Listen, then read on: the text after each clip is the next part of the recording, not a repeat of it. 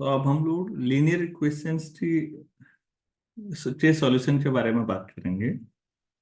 तो system of linear equation ले लेंगे कोई।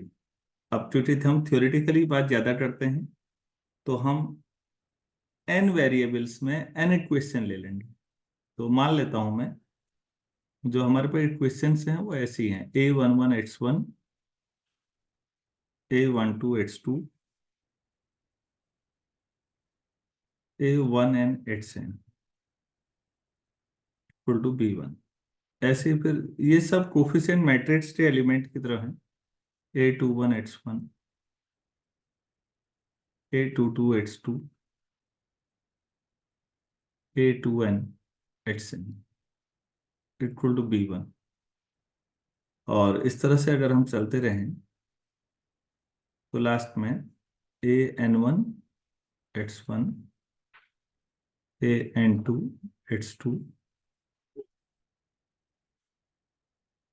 Plus annxn equal to bn।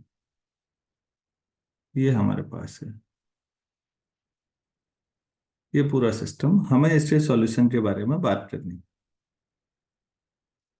तो कैसे करें जरा देखिएगा, थोड़ा सा ट्रिकी है। हम इसको नए तरीके से लिखते हैं।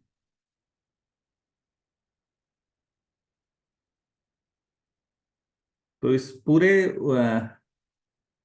सिस्टम को एक थोड़ा सा वी रीअरेंज इट एज। मैं x1 एक तरफ कर रहा हूं, देखिए प्लीज। x1 किया तो अब x1 तो आप x1 इधर भी कर लीजिए। x1 माइनस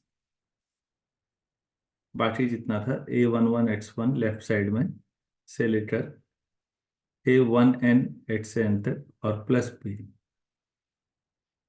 ये ठीक है। देखिए x1 से x1 कैंसिल हो जाएगा और बाकी वो लेफ्ट आ जाएगा, तो वही पहले इक्वेशन बनेगी। ऐसे ही x2 लिखा तो x2 माइनस a21x1 से लेके a2nxn तक प्लस, अच्छा पहला b1 दूसरा b2। तो बच्चों आप लोग बता सकते हैं xn को क्या लिखें इस हिसाब से? xn माइनस AN1X1 xn से लेकर ANNXN nnxn plus BN। तो इस पूरे को मैट्रिक्स फॉर्मेट में ऐसे लिख सकते हैं। मैं यहाँ जगह बचाने के लिए मैं दाएं बाएं दोनों साइड लिख रहा हूँ। In matrix form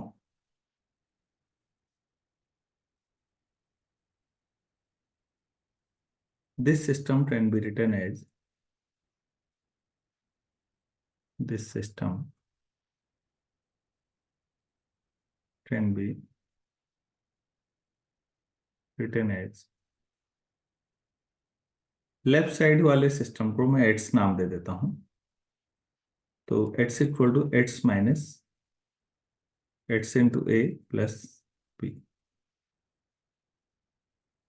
to equation 2। अब जहां इटरेट करके बताना पड़ेगा, वेर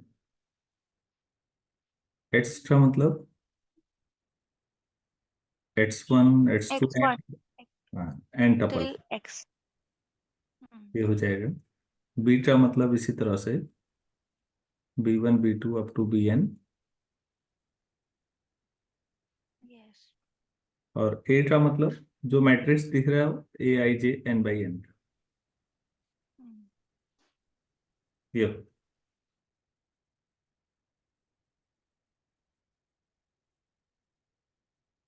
हमें क्रोनेटर डेल्टा अगर आप लोगों ने पढ़ा है, सबने पढ़ा है, डेल्टा आई जे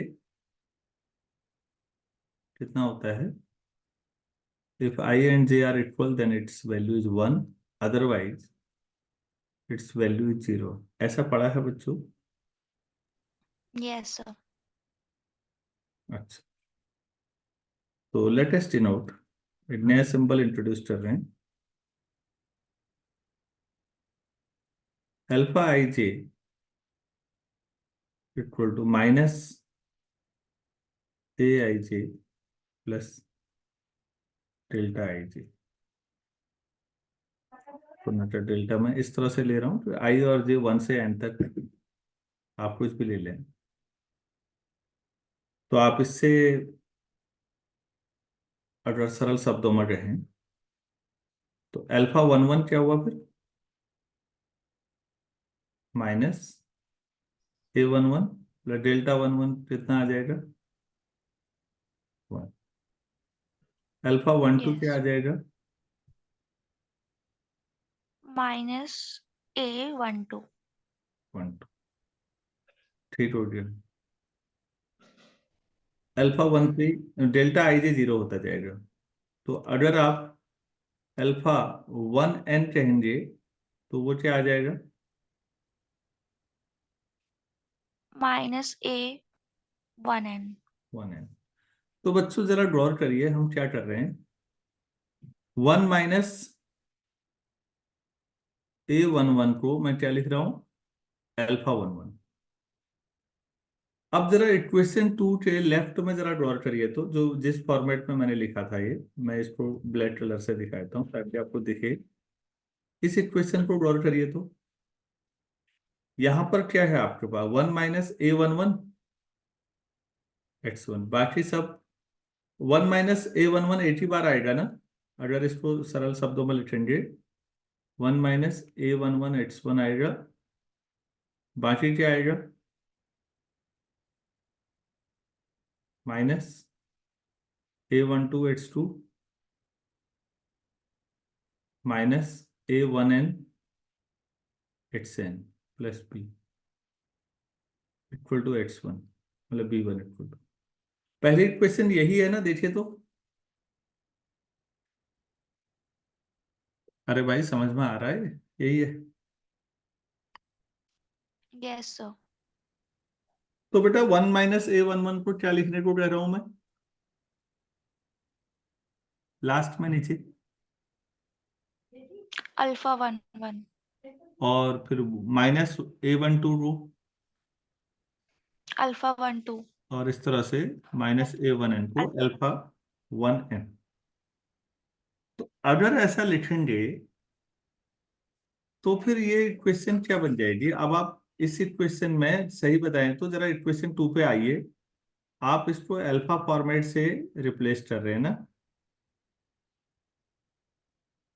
तो Yes. अब क्या बन जाएगी, मैं नेक्स्ट पेज पे लिख रहा हूँ। नाउ वी हैव, हाँ x1 इक्वल टू क्या हो जाएगा,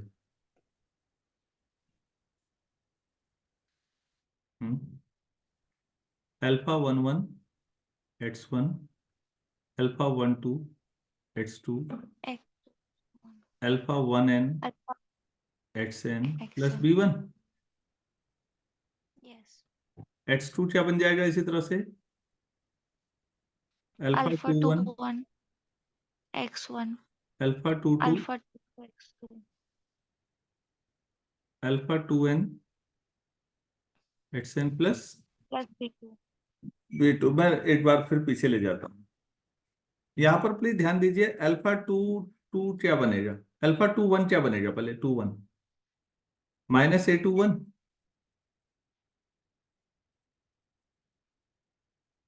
Yes. Alpha 2 2 1 - A22, Minus. Yes. Alpha ये x2 के साथ यहाँ पर एक टर्म आएगी ना, 1 - A22। तो ये पूरा का पूरा सिस्टम जो कन्वर्ट हो रहा है इस तरह से हो रहा है बच्चों। अगर आप थोड़ा सा पेन चलाएं एक ही बार में समझ में आ जाएगा। तो x से n क्या आ जाएगा, alpha n1 x1, alpha n2 x2, alpha nn xn plus pn। तो अब आप लोग बताइए इसको मैं क्या लिखूं उस हिसाब से, अगर ये x है तो ये x a प्लस b है या नहीं,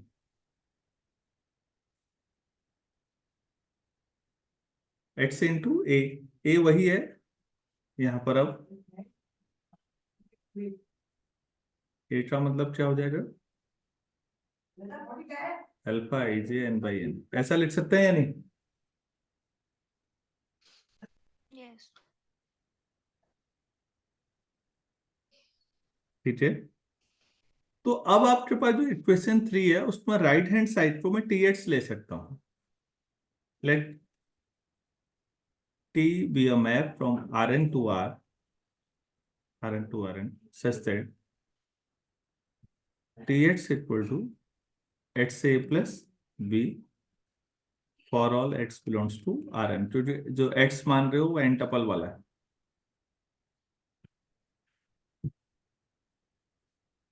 तो फिर आप ही बताइए इसका सॉल्यूशन कब एडजस्ट करेगा?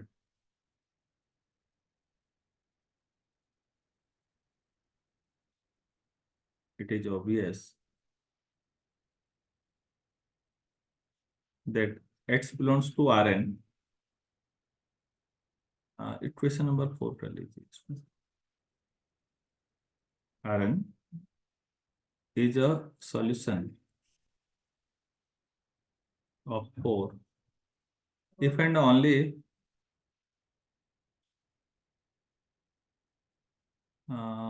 if and only if x is a fixed point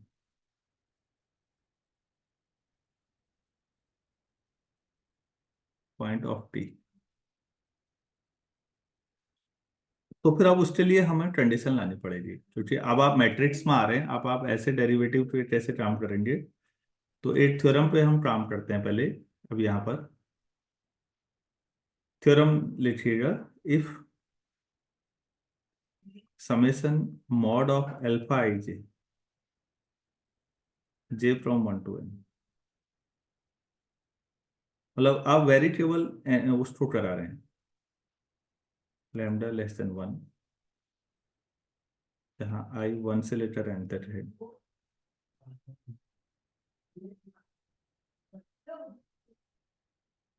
for some lambda greater than 0, the system, ये थोड़ा दरवाजा बंद कर लो। जो ओरिजिनल सिस्टम है हमारा, the system 1 has a unit solution.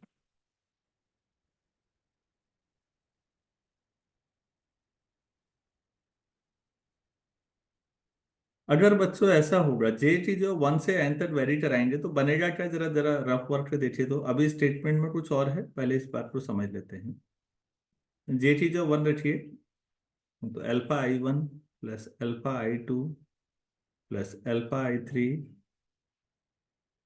Alpha I N mod. आप ये कह रहे हैं जो किसी भी रो है उस किसी रो में जरा देखिएगा, सारे जो कोफिशिएंट हैं उनको जोड़ने के बाद मॉड लेना है। मॉड लेके नहीं जोड़ना है, पहले जोड़ लीजिए, जो आए उसका मॉड लीजिए। तो वो ऐसा आना चाहिए। तो ऑब्वियस है कुछ प्लस माइनस आएंगे, भले ही बड़े बड़े कोफिशिएंट दिखे। लास्ट में जोड़ घटाने के बाद जब मॉड लेंगे तो वो लेस देन लैम्डा से कम आना चाहिए या 1 से कम। तो हम इस तरह की बात कर रहे हैं अब। तो इसको प्रूफ कर रहे हैं अब। This has a unit solution further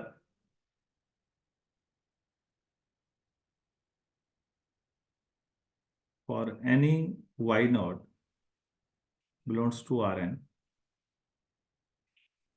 the sequence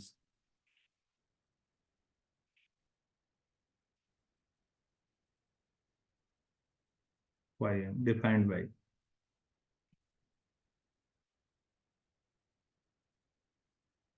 ym equal to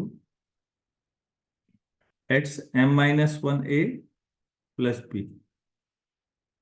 m कोई नेचुरल नंबर है, वो इमेज का ही मामला है, कोई converges to the solution of the system.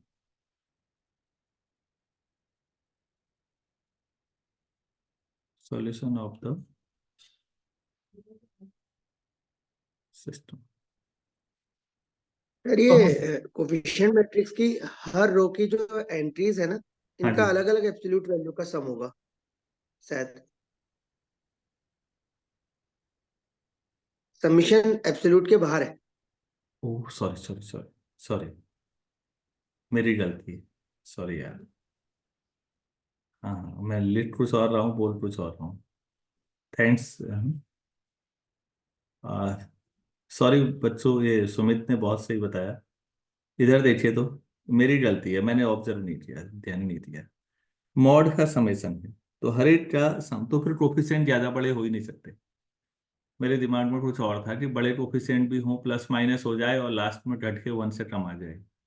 मैं गलत था। इसका मतलब है कि कोफिशिएंट बहुत बड़े नहीं हो सकते, क्योंकि एन तक सबको जोड़ जाने के बाद भी 1 से कम आ रहा है, सबके मॉड का सम जोड़ने के बाद। ठीक हो गया।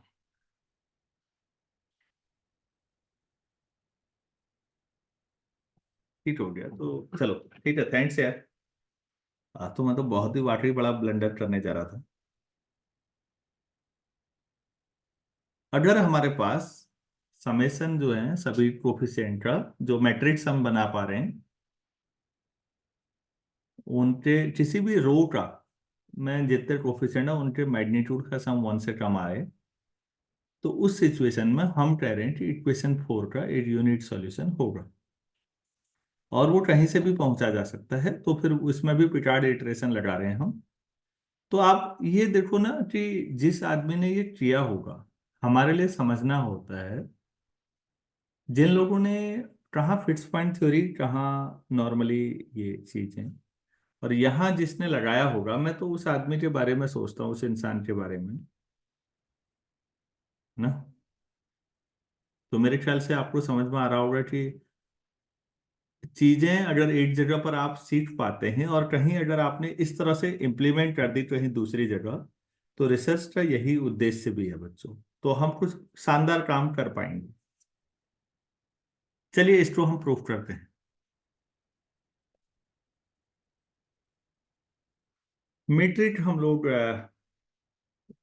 यहाँ जो सुप मीट्रिक होता है सुप्रीमम वाला, क्योंकि लेकिन फाइनाइट है, तो वो मैक्सिमम में कन्वर्ट हो जाएगा।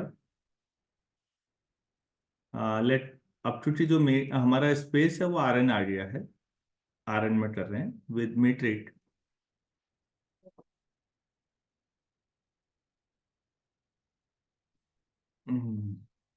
D x y equal to maximum of mod of x i minus y i, i 1 से लेकर एन तक। इसका मतलब जो ना समझ पा रहे हो वो समझिए कि एक्स आपके पास ऐसा होगा कुछ, x1 xn तक, और y भी कुछ ऐसा होगा, y1 से लेकर yn तक। तो आप दोनों के पहले कोऑर्डिनेट के बीच की दूरी निकाल लीजिए, x1 माइनस y1 के बीच की दूरी जो यूजुअल मीट्रिक में, तो mod of x1 minus y1 आ गया, दूसरे दूसरे के बीच x2 माइनस y2 आ गया, ऐसे ही xn माइनस। तो इन सब में जो सबसे बड़ा है, सबसे ज्यादा दूरी आ गई जो, वही आप दूरी मान ले रहे हैं।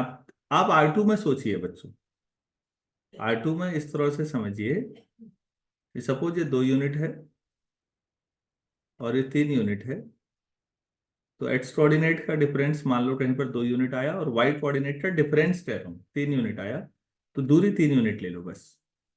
तो आप इसी को ये नाम दे दे रहे हैं, समझिए मैक्सिमम ऑफ जो हम भी है 1 से n तक, वो उन दोनों पॉइंट के बीच की दूरी हो जाएगी आर एन में। हमने ये ले लिया। अच्छा, ठीक हो गया। तो ये यूजुअल मैट्रिक जैसा ही मामला है, और आरएन इस मैट्रिक में कंप्लीट होता है। मैंने हाल ही में मैट्रिक स्पेस पढ़ाया कंप्लीटनेस में, आप वहाँ पढ़ भी सकते हैं। मैं इस बात को ऑब्वियस लिख रहा हूँ यहाँ, obviously RN is a complete metric space. किसी स्पेस की कंप्लीटनेस मैट्रिक पे डिपेंड करती है। मैट्रिक बदलने पे ये पॉसिबल है कि वही स्पेस इनकम्प्लीट हो जाए, क्योंकि मैट्रिक बदलेगा तो टोपोलॉजी बदल जाएगी, कुछ और तरीके से अरेंज होंगे एलिमेंट। तो अब जो क्लेम है हमारा पहला ये होना चाहिए कि जो हमने टी अभी डिफाइन किया है वो कॉन्ट्रैक्शन, बिना कॉन्ट्रैक्शन के तो सॉल्यूशन हो ही नहीं सकता। तो टी इज कॉन्ट्रैक्शन, हम ये मान के चलते हैं, इस पे बातचीत। कॉन्ट्रैक्शन किस पर? On X. ठीक, तो देखिएगा D of T X T Y हम देखने की कोशिश करते हैं। इक्वल टू हो गया डी, और टी एक्स हमने अभी किया था एक्स ए प्लस बी, और t y y a plus b, ये हो। अब आप इसको डिफाइन करेंगे, this is the maximum of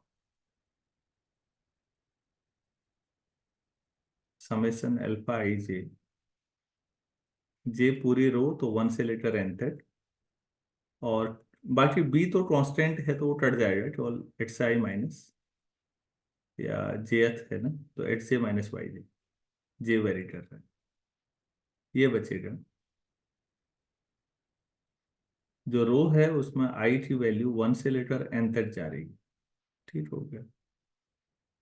मेरे ख्याल से ग्राफ ट्रांसफॉर्मेशन और बाकी चीजें जानने से आप इतना जानते ही होंगे कि कांस्टेंट दोनों में बराबर है तो उसका कोई फर्क नहीं पड़ता, डिफरेंस एक्स माइनस वाई जैसा ही समझिए बस। ए तो ए ही है। आ,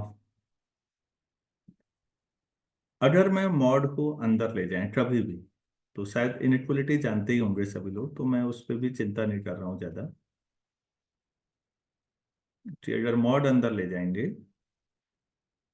तो पहले मॉड, तो पहले summation, summation j from 1 to n alpha I j और x j minus y j, आपके पास कुछ ऐसा आ जाएगा। दोनों का मैक्सिमम अलग अलग कर लें तो ऑब्वियस और बड़ी चीज मिल सकती है, maximum of this alpha I j into maximum of this x j minus y j. आप लोगों ने अभी थोड़ी देर पहले बात की थी कि इसका मैक्सिमम लैम्डा से कम आना चाहिए, लैम्डा 1 से कम है, और ये जो दूरी थी ये एक्स वाई थी। बहुत सिंपल है और प्री प्लान्ड है, सब कुछ पहले ही पता है कि कुछ ऐसा लाना है तभी कुछ हो पाएगा। तो ऑब्वियस है टी कॉन्ट्रैक्शन होगी, मैं यहाँ लिख देता हूँ। So T is a contraction.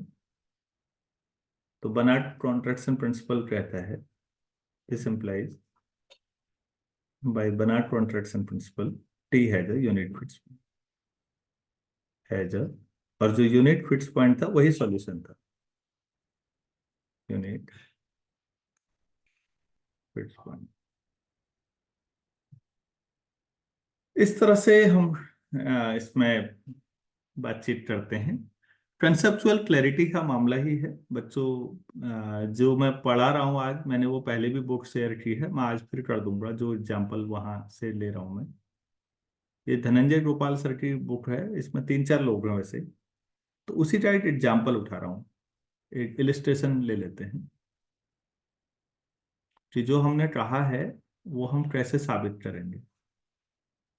तो इन्होंने एग्जाम्पल उठाया है कि जैसे इसको सॉल्व करते हैं, -21 plus 4x2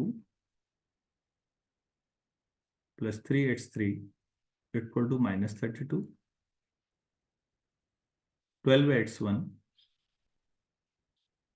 minus 45x2 plus 20x3 equal to 300, 3x1 minus 4x2 minus 16x3 equal to -36। इसके सॉल्यूशन पे बात करनी है। तो x1 कैसे लिखेंगे? x1 इक्वल टू,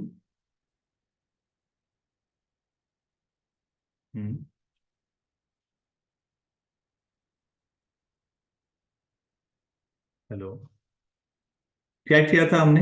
इसको उधर ले जाओ, x1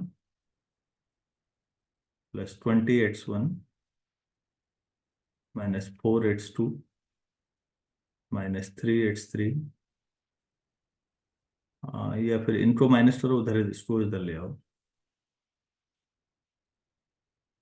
प्लस बी लाना था तो मैं प्लस 32 कर देता हूँ उसको, तो इनको प्लस कर देते हैं।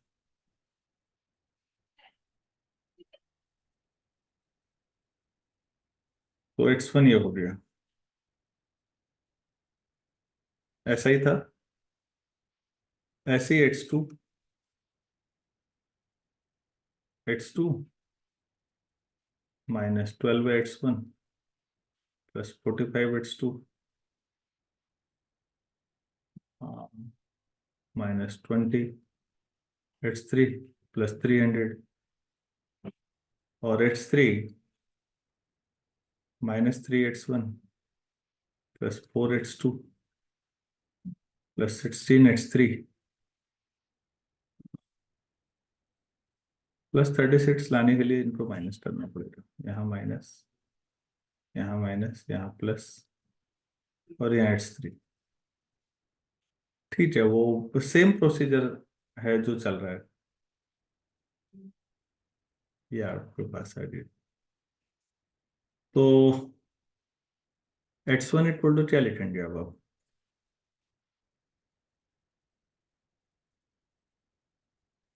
1 माइनस 20x1 मतलब 19 प्लस 4x2 प्लस 3x3,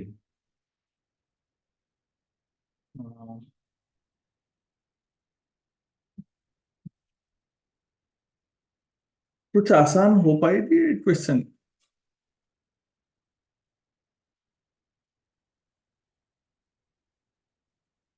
ऐसे ही x2 कर सकते हैं आप, और ऐसे ही x3, फिर अल्फा में कन्वर्ट कर लीजिए इन सबको। तो बुक में थोड़ा सिंप्लीफाई कर रखा है, पेज नंबर 249 पर है। आप लोगों को मैं आज भेजूंगा अभी, आप तब देख लीजिएगा। सेम प्रोसीजर फॉलो करिए, जो किताब वाले शॉर्टकट करते हैं अभी तो आप कर लेंगे, फिर बाद में आप ही को समझ नहीं आएगा क्या हुआ। तो इन्होंने सिंप्लीफाई करके ये लिखा है, please, -1/4x1 plus 1/4x2 plus 3/16x3। मेरे ख्याल से इसको 16 से मल्टीप्लाई किया होगा, और प्लस 2, ऐसे दूसरे को भी किसी से मल्टीप्लाई कर दिया होगा। 1/5x1, ओहो, 1/5x, ये सब गड़बड़ा दिया। लाइट गई, इसने पता नहीं क्या ले लिया। और x3 में आप 3 आ रहा है तो 12 से डिवाइड कर दिया, तो ये आसान हो जाएगा, एक मैट्रिक्स बन जाएगा। अब आप कोफिशिएंट मैट्रिक्स के जो जो एलिमेंट हैं बच्चों, -1/4, 1/4 और 3/16, ये पहली रो बन रही है मैट्रिक्स में।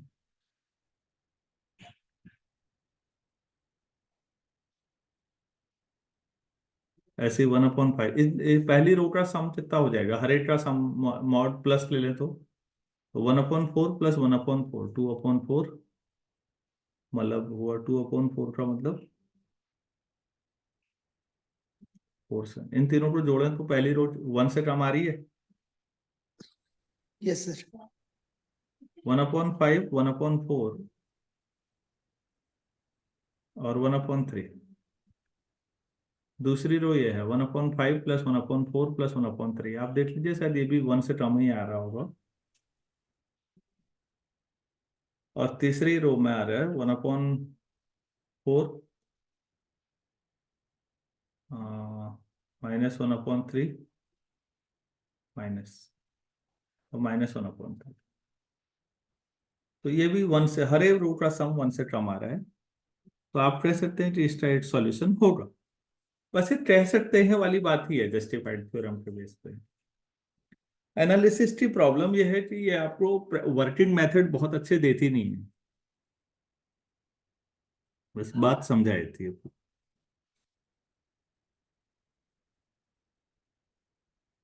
अगर ये तो मैंने जो इक्वेशंस आज आपको बताई हैं ये नॉन होमोजेनियस लीनियर इक्वेशन है बच्चों।